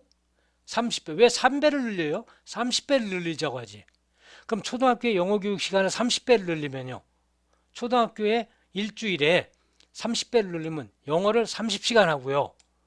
여기는 초등학교 5학년, 6학년에서 60시간을 하는 겁니다. 초등학교. 이게 도대체 가능성 있고 실용적인 얘기, 제정신 있는 얘기예요? 이러니까 코끼리를 냉장고에 집어넣는다는 얘기가 나오는 거예요. 이런 걸 부끄러운 줄도 모르고 이런 얘기를 하고 이런 얘기를 받아들이고 신문에 써줍니다. 또 학자들도 같은 얘기를 해요. 이게 말이 되는 얘기입니까? 또 교육부 관계자들도 아주 덩달아 춤을 춰요. 입시의 교육이 맞춰지기 때문에 의사소통의 능력이 균형이 깨진다. 우리 얘기했죠. 스웨덴, 핀란드의 이상적인 그 환경을 찾아가지면 입시에서 수능을 빼버려야 돼요. 그거 대신 거꾸로 이 사람들은요. 이 사람하고 잘 압니다. 영어 교육과정을 여기만 교수. 이 사람들은 어떻게 했냐. 수능에 말하기를 포함하려고 했어요. 그래서 이 시험이 나온 겁니다. 이거 니트라고. 니트 시험. 여러분 어렸을 때 이거 막 준비하고 그랬죠? 그러다가 이거 없어졌죠? 그동안 이거 시험 준비한다고 이런 사람들 돈 엄청 타먹었습니다. 나라에서. 지금 아무 소리도 못하고 있어요. 이 미친놈들입니다. 수능에 말하기를 집어넣을 수가 없어요. 그걸 안 하면 안 된다. 이런 걸 따지고 이래서 지금 나라가 엉터리로 돌아가는 겁니다. 그러나 막상 이런 학자들도 이런 얘기 이제 교육부 관계자는 실제 60만 명과 말하기에 쓰기를 정성적으로 이걸 어떻게 평가합니까? 여러분 객관식이 아니에요. 대만에는 15만 명이 영어 시험을 보는데요. 영어 교사 800명이 8일까지 채점한다요. 우리는 50만 명이면요. 어떻게 돼야 될까요? 4천 명이요. 4천 명이 5배 어떻게 해야 될까요? 50만 명이 5배라고 칩시다. 5배. 4천 명이 58에 40, 40일간 채점해야 돼요. 아이고, 안 되는 겁니다. 그런데 교육부 관계자는 이걸 테스트하는 방법을 연구 중이라고 해서 나온 게 학자들과 합병해서 이 짓을 한 거예요. 네트. 나는 이게 발표되는 순간 테레비를 봤어요. 발표되는 순간. 그리고서 한탄을 했어요. 이건 반드시 안 된다. 그리고 우리 학생들 가르치면서 그 순간부터 10여 년 이상 이거 안 된다고 얘기를 해오고 결국 내 말이 맞았어요. 그동안 우리 학생들 얼마나 고생했어요. 우리나라가 미쳐 돌아갔던 겁니다. 그리고 우리 학자들과 교육부와 또 언론이 미쳐서 돌아간 겁니다. 이래서는 안 돼요. 자, 지금까지 한 얘기를 좀 줄여보겠습니다, 여러분.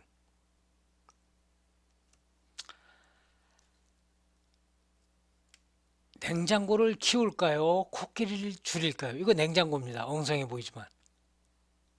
자, 냉장고보다 코끼리가 이만큼 크잖아요. 자, 어떻게 할게요? 냉장고를 키울까요? 코끼리를 줄일까요? 어느 게 맞겠습니까?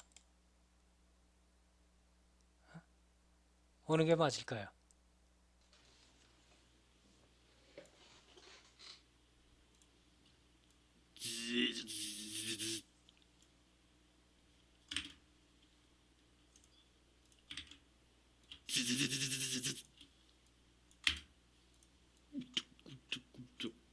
끝. 끝. 이렇게 하면 되나요? 여러분 음향효과 죽이죠. 즈즈즈즈즈. 그리고 도형 크게 키우고 작은 도형 집어넣은 거예요. 자, 이거는 상대적으로 보면 코끼리가 작아진 거고 거꾸로 얘기하면 냉장고가 커진 거예요. 자, 코끼리를 집어넣는 냉장고가 필요할까요? 그런 목표를 잡, 이걸 목표라고 칩시다. 냉장고가 우리의 현실, 코끼리는 목표라고 칩시다.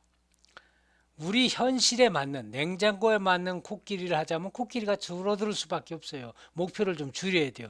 그렇지 않고 냉장고를 키워요? 그럼 이게 무슨 소리예요? 초등학교에서 영어를 30시간, 초등학교 3, 4학년 된 30시간, 5, 6학년 된 일주에 60시간 공부하자는 거예요. 이게 과연 맞는 대책입니까? 도대체 어떻게 해야 됩니까? 우리 현실은 그냥 둬야죠. 우리 현실 괜찮잖아요. 한국 잘 나가고 있잖아요. 그냥 두고요. 쓸데없는 소리를 줄여야 됩니다. 자, 진행해 봅시다. 코끼리를 줄일까요? 우리가 교사 탓만 하지만요. 교사 혼자 해도 안 돼요. 학생들도 이해할 만한 수준이 되어야 되는데 이건 바로 교육부 얘기가 아니라 현장에서 나오는 목소리입니다. 현장의 목소리는 실제 목소리예요. 현장 교사들은 이런 얘기를 합니다. 우리 탓하지 마라. 우리도 영어도 좀 할 수 있다. 그러나 학생들에게 그걸 설명한다. 이거 안 된다. 왜냐하면 하루 종일 하고 수업 밖에서도 하면 몰라도 영어 수업 시간에만 잠깐 해갖고는 그거 안 된다. 그런 얘기예요. 서울 S여고의 박모 교사는요. 선생님이 유창한 영어로 한다 하더라도 우수한 학생이 많은 외국 갔다 온 학생이 많은 강남 학교에서도 그 수업을 따라가기 없는데 지금 학생도 안 되고 선생도 안 되는데 이런 목표를 세우면 어떡하냐. 말도 안 된다. 안 되는 거 안 되는 거다 이런 얘기예요. 그러다 보니까 이제 원어민을 도입하자는 얘기가 나와요. 참 우리나라 미친 짓 많이 했습니다. 그러니까 원어민 영어 강사가 모든 학교에 배치되고요. 모든 학생들의 영어 수업에 일주일에 뭐 한 번은 원어민 강사들 수업을 받는다고 엄청난 원어민 강사가 우리나라 왔어요. 그러다 보니까 우리나라 와 있는 원어민 강사 중에 영어 교육을 전공한 사람이 20%가 안 될 거예요. 나머지는요, 뭘 공부했는지 알 수 없는 사람들, 그 중에 거기서 F를 맞고 격사 경고를 받았는지 알 수 없는 사람들이 와가지고 엉터리 짓을 합니다. 그러다 보니까 그 사람들이 무지막지하게 많은 잘못된 그 강사들이 잘못하고, 예를 들어서 그 성폭행을 하고 학생들을 괴롭히고 하는 그런 일들이, 그러면서도 자신들의 잘못을 모르는 마약을 하고요. 그래서 실제 원어민 강사를 뽑는 협회에서 따르면 그 해 2월 말부터 불성실한 근무 태도나 범법 행위를 하고 달아나는 이런 사람들이 엄청 많아요. 그래서 졸업하기, 원어민들의 졸업하기 위조, 가짜 서류, 휴가, 외국으로 휴가 가더니 그냥 안 와버려요. 학교 노트북을 갖고 본국으로 도주하고, 학생 몸에 손을 많이 대는 성추행범, 손을 많이 대는 정도가 아니라 더 말도 못하는 성추행범, 여기 마약 얘기는 안 나왔네요. 마약 사범들도 많아요. 이런 사회들, 이게 도대체가 우리가 자초한 일입니다. 원어민이요, 우리 한국인 영어 강사들도 원어민들도 어느 정도 필요하지만 모든 사람에게 다 있어봐야, 꿈에 떡 맛보듯 해봐야 소용없는 거예요. 그래서 지금 서울시에서는 이미 이 제도가 일몰제도, 이제 줄여나간다, 이미 줄여나갔어요. 없어졌어요. 이 원어민 영어 강사제도 없어졌어요. 부분적으로 실행되고 있어요. 다 아까 얘기했듯이 우리나라가 잘못된 정책을 실행하다 그 결과로 지금 이런 부작용을 겪게 된 겁니다. 또 한때 이런 일들이 있었어요. 국가에서 이제 대학에서는 모조리 영어를 가르쳐라. 실제 우리 대학에서도요, 이때 교무처장이란 분이 공문을 보내서 모든 대학에서 모든 수업을, 또 그 당시 외국어 대학이 있었어요. 외국어 대학 수업은 모조리 영어로 해라 라고 내려왔어요. 그래 내가 그 공문을 받자마자 바로 내가 이메일로 말을 했어요. 말 안 되는 소리 그만해라. 우리 교무처장한테 그런 얘기를 했어요. 말 안 되는 소리 그만해라. 그때 그 교무처장이 중국어과 교수였어요. 당신네들 중국어도 영어로 가르칠 거냐? 그러니까 얼른 또 잘못했습니다 하고 뭘로 하냐? 영어가 아니라 잘못 썼습니다. 원어로 가르쳐라. 그럼 당신네 중국어 학생들 전부 원어로 가르칠 거냐?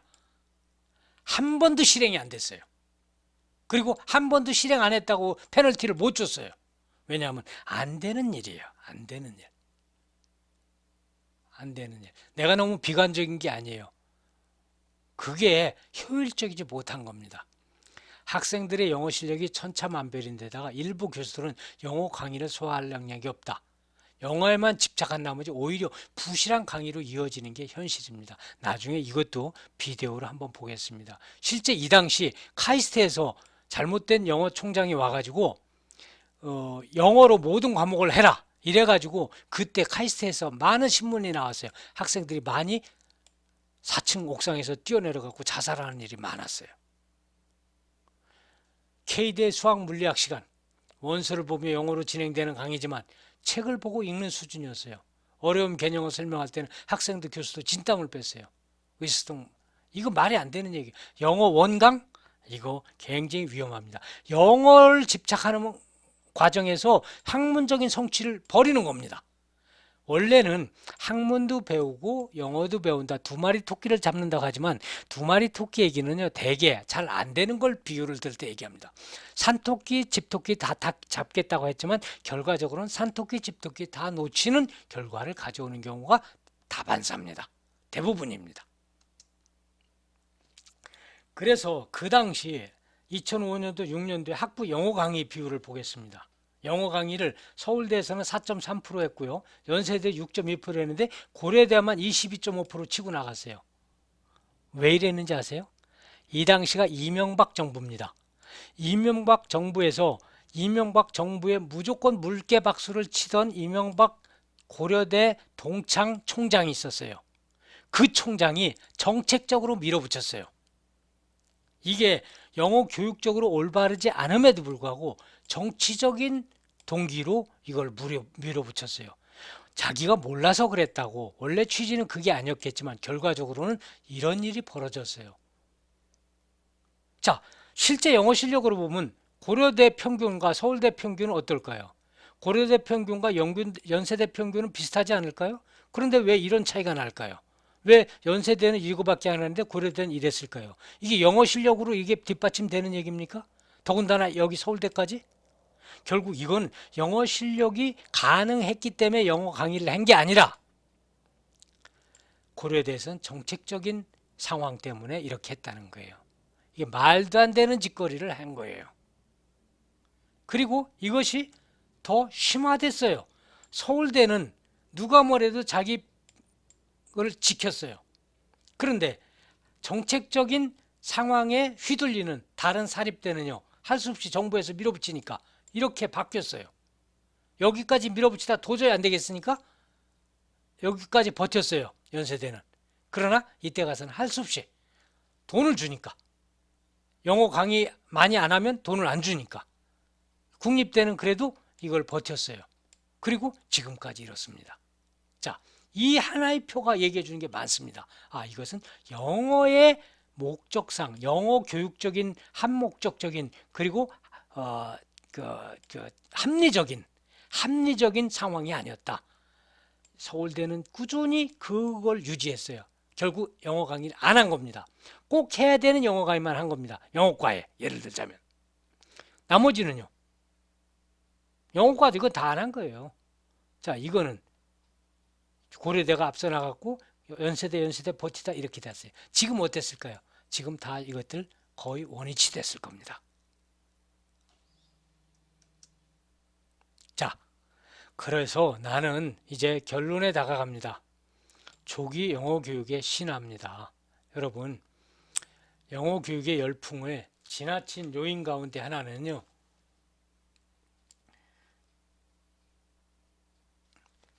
영어 교육의 신화인데요. 이거 지나친 기대합니다. 조기 영어 교육을 필요할 때 사람들은 효과가 학문적으로 증명된 것처럼 얘기하지만 실제 그렇지 않아요. 논란의 여지가 대단히 많습니다. 일단 이해가 안 가면요, 아직도 미심쩍으면 일단 조기 영어 교육은 문제가 있다. 이거 우리 지난번에 배웠죠? 이거 말고 뭐가 필요합니까? 적기. 그럼 영어 교육은 언제냐? 조금 뒤로 미뤄도 괜찮아요. 자, 내가 지금 너무 목이 아파서요. 여러분 눈으로 좀 읽어줬으면 좋겠어요.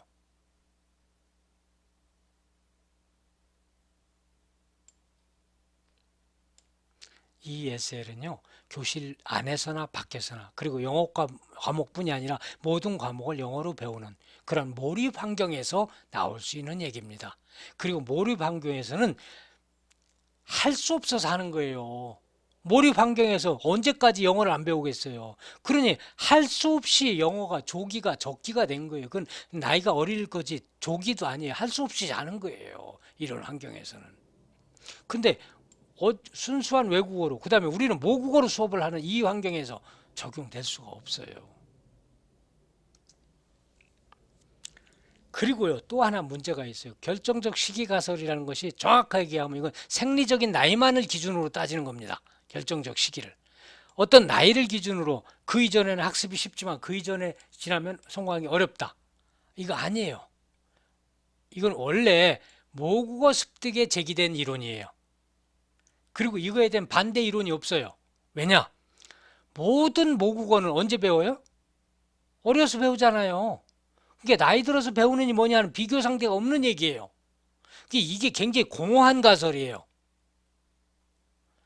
나중에 어떤 예를 들었냐면요, 늑대 소년들, 늑대에게 잡혀갔다가 나중에 구조된 아이들, 또는 어머니에게 학대당해서, 아빠에게 학대당해서 그 지하실에서 13년 만에 발견된 아이, 그런 아이들 나중에 영어 배우는데 또는 모국어를 배우는데 문제가 있었어요.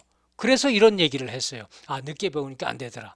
그런데 그것도 사실은 옳은 얘기 아니었는 것이, 늑대 소년이나 13년 동안 지하실에서 갇혀 살았던 아이는 이미 머리가 정상이 아니었어요. 정상이 아닌 사람이 제대로 못 배운 걸 갖고 정상인들의 얘기를 평가해서는 안 되는 겁니다.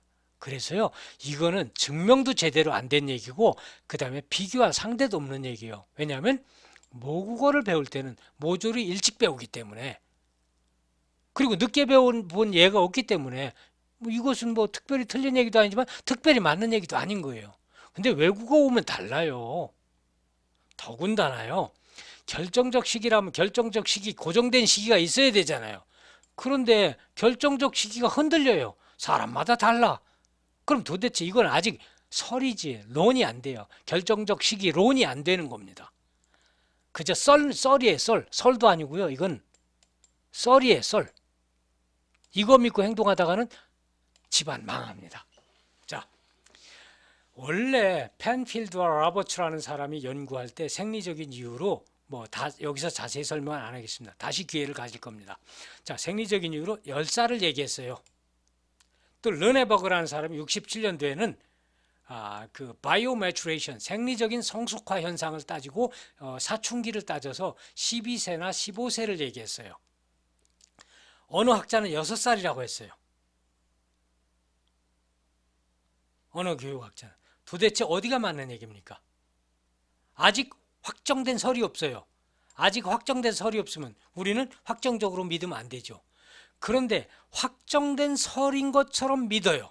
그러니까 결정적 시기가 있다고 믿어요. 근데 결정적 시기는 뭐라고 하냐면 몇 살이냐고 얘기를 못 해요.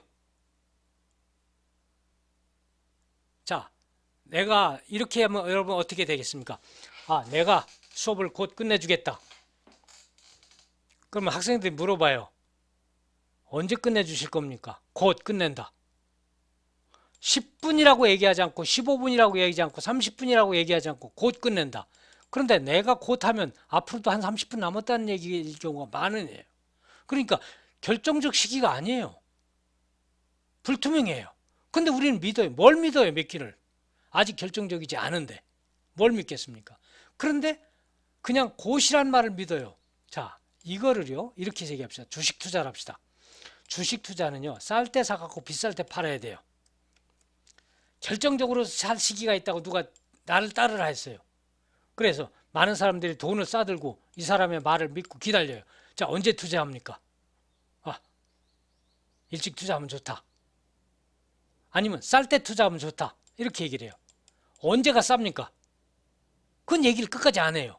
그럼 도대체 이 사람 말을 믿어야 되겠어요? 언제 싼지를 얘기해야 될 거 아니에요. 지금이 바로 그 시다 하면 그때 틀리든 맞든 그때 몰빵을 하겠는데 쌀 때 사라는 얘기만 하는 거, 원론적인 얘기만 하지 결정적인 게 없어요. 쌀 때가 언제냐 말이에요. 결정적 시기가 언제냐 말이에요. 결정적 시기 자체가 결정이 안 돼 있어요. 그럼 뭘 믿냐 말이에요. 예를 들어 봅시다. 훈할머니 요거요. 결정적 시기. 이 사람은 위안부로 끌려갔던 사람입니다. 위안부로 끌려갔던 사람이 50년 동안 전쟁이 끝난지도 모르고 거기서 살았어요. 그리고 조선 사람이 없는, 한국 사람이 없는 곳에서 살았어요. 그리고 거기서 다시 결혼을 했어요. 프놈펜에서. 그리고 우연히 한국인 사업가에 발견돼서 나중에 이것이 됐어요. 이 사람이 쓴 글씨 아니에요. 사람들이 써놓고 이 사람이 한글을 그린 거예요. 한국어를 기억하고 한글을 기억했던 게 아니에요. 이 당시 한국어도 제대로 못 배운 채 끌려간 거예요. 한국말은 물론 했죠. 18살이면 한국말 하고 남잖아요. 한글을 못 배웠던 사람일 거예요. 자, 1942년 때는요. 한국어 교육이 학교에서 시행되지 않았어요. 자, 그러면 이 사람은요. 한국어를 잃어버렸어요. 한국어를 잃어버렸어요. 그 대신 뭐를 배웠어요? 이쪽에 캄보디아 말을 배웠어요. 캄보디아 말을. 그러면 나이 들어서 못 배운 거를 증거가 아니죠. 카운터 example 아니에요. 나이 들은 못 배운다더니 뭘 못 배워? 오히려 자기 걸 잊어버렸어요. 배운 걸 잊어버렸어. 배운 걸 잃어버린 거나 못 배운 걸 배운 거나 이건 엄청난 혁신적인 변화입니다. CPH 결정적이긴 무슨 결정적이야. 아무리 어떤 나이를 잡아도 아까 얘기한 이런 중에 아무 걸 잡아도 이건 해당이 안 되는 얘기예요. 어떤 주장도 맞지 않는다는 얘기예요. 그리고 이 사람이 누굽니까? 올해 2월 달에 은퇴하신 그러나 아직은 몇 년 동안 수업을 우리를 도와주실 이민호 교수님입니다. 이건 사람 아니고요. 또 우리 유튜브에 찾아보면 한국어 잘하는 사람들 무지하게 많아요. 그리고 그 사람들은 대부분 5년, 10년 안쪽으로 영어를 배웠어요. 그리고 그 사람들은 다 기본적으로 사춘기 넘어서 배운 사람들이에요. 그런데 우리가 미칠 지경으로 한국어를 잘해요. 이런 사람들, 한국어의 완벽한 이런 바일링구어들을 보면서 이민호 선생님은 고등학교를 졸업하고 한국에 와서 대학을 다닌 사람이에요. 그러면 최소한 18살 때 왔다고 하지 않겠어요? 그러면 누가 뭐래도 결정적 시기 지난 다음에 와서 한국어를 배운 사람들이에요. 근데 이 사람들이 완벽하게 한국어를 구사하잖아요. 그럼 도대체 결정적 시기 가서를 왜 믿는 겁니까? 아니잖아요. 그럼 이 사람들은 우리적인 생리적인 현상에 반하는 반인류적인 사람들입니까? 그렇지 않잖아요. 우리 학교에 우리과의 윤학영 교수님은 초등학교 5학년 때 카나다로 이민 갔어요. 이민 갔다가 대학원을 마치고 한국으로 다시 돌아왔어요. 오랫동안 거기서 외국어를 공부했어요. 초등학교 5학년 때 몇 살인가요? 11살쯤 되나요? 8살에 들어가면 8, 5, 10, 11, 12, 12살, 11살, 12살 되네요. 이때 가서도 완전히 영어가 완벽해지고요. 한국에 돌아와서 처음에 조금 단어가 좀 미숙했지만 한국어는 완벽했어요. 지금 와서는 또 한국 사람과 완벽해요. 그러면 나이 들어서 안 된다는 게 도대체 주변에 도처에 이런 반대 증거가 차고 넘치는데 왜 그걸 믿느냐 이 말이에요. 그럼 믿는 사람들이 한두 번 속는 건 이해가 가지만 계속 속으면 속은 사람이 문제예요. 이런 건 그런데 집단 우리는 감염이 되어 있습니다. 결정적 시기라는 것이 우리나라 국민이 집단 세뇌가 되어 있어요. 집단 감염, 팬데믹 현상이 코로나 바이러스보다 무서운 거예요. 이거 코로나 바이러스 우리 1년 안쪽에 우리는 극복을 합니다. 근데 이거 몇십 년이 지나도록 극복이 잘 안 돼요. 나는 영어교육학자로서 이걸 코로나 못지않게 무섭게 생각합니다. 결국요, 문제점은요, 결정적 시기 가설은 결국 학습 환경의 차이, 얼마나 자연적인 환경에서 많이 노출되느냐 이런 거지 인위적으로 배우는 거하고는 상관없습니다. 인위적으로 배울 때는 관계없이에요. 그래서 자연적인 상태에서 외국어를 공부하는 환경에서는 장기적으로 봐서 어린아이들이 배울 수 있고 배워도 괜찮다. 그러나 문법만을 공부하는 이런 EFL 상형에서는 뭐 일찍 배워봐야 별 도움이 안 되고 그 다음에 늦게 배워도 된다. 그러나 일찍 배운 애들이 발음은 좀 낫더라 하는 겁니다. 그러니까 결정적 시기 가설이라고 하지 않고 우리는 다른 용어를 씁니다. sensitive라는 말을 씁니다. sensitive, 민감한 시기가 있다는 겁니다. 어려서 발음 습득에 민감하고 나이 들으면 그것은 좀 잘 안 된다. 굳어진 습관이 방해가 된다. 우리 습관이 한국어 습관이 외국어에 방해가 된다 이겁니다. 그러나 추론 능력은 이성적인 건 더 발달해서 문법 같은 건 나이 들어서 배우면 더 빨라요. 그러니까 무조건 일찍 배우면 좋은 게 아니에요. 일찍 배워서 좋은 것은 문법이 아니라 발음이에요. 그리고 우리는 보통 문법과 발음이 똑같이 필요한 거예요. 그러나 자연적인 상태에서 ESL 환경이라도 되는 필리핀에서나 미국에 가서 영어를 배우는 한국인 이런 경우에서는 장기적으로 보아서는 어린아이가 나아질 수 있다. 장기적으로는. 그러나 단기적으로는 도저히 안 되는 얘기다. 그러니 결정적 시기 이런 거 얘기하지 말자. 자, 예를 들어 보겠습니다. 오늘 좀 강의가 조금 길어지는 점을 좀 양해 부탁합니다.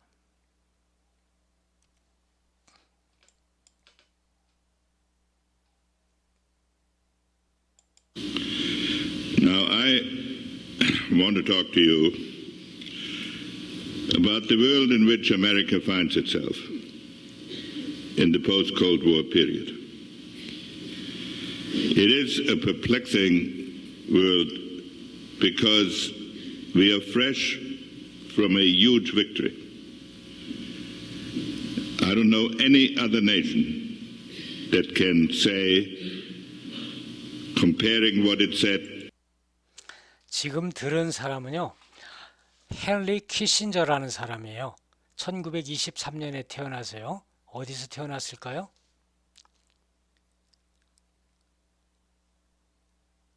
저먼에서 태어났어요.